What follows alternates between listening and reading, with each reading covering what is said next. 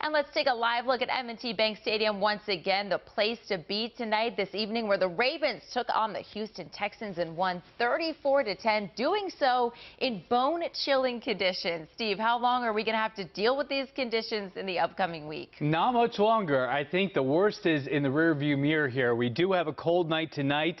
We're continuing that alert day through tonight for wind chills near zero. But tomorrow, some gradual improvements, and we're going to kind of throttle up with the temperature here into next week. So here are your weather headlines. Dangerously cold tonight, of course. Only dangerous if you're not dressed for it. If you're dressed for it, you'll be just fine. Or if you're at home with the heat on, you'll be okay too. But tomorrow, we're going to be looking at some gradual melting.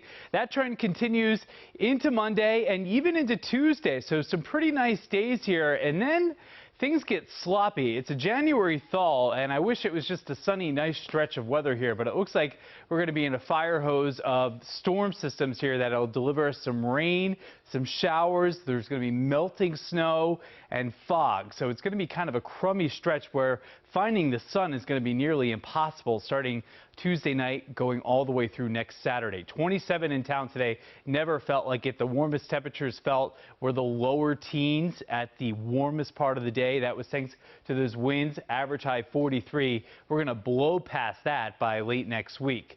Just a few flurries left over across the radar across central Pennsylvania.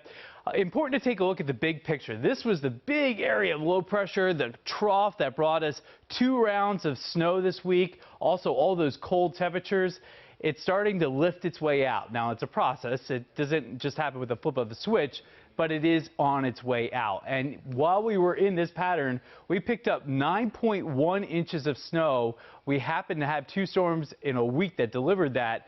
Last winter at this time, we only had a trace. We're 6.1 inches above average for the season so far if it ended today.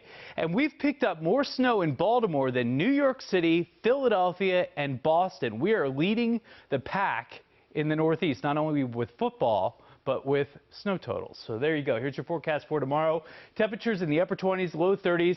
Yeah, there's a bite in the air, but it just doesn't have that real wearing down effect as it did today. It's still cold. You still got to dress for it, but the sunny side of the street feels pretty good. And on the sunny side of the street, you're going to start melting down some of that snow here tomorrow with temperatures in the lower 30s. So 32 in Parkton tomorrow, 31 Owings Mills, Annapolis 33, 34 Inner Harbor, 32, 33 Middle River, and low 30s in Chestertown. So let's take a look at the forecast. Western Maryland, great ski conditions. I know a lot of skiers and snowboarders loving this pattern in Western Maryland. Ideal snow conditions.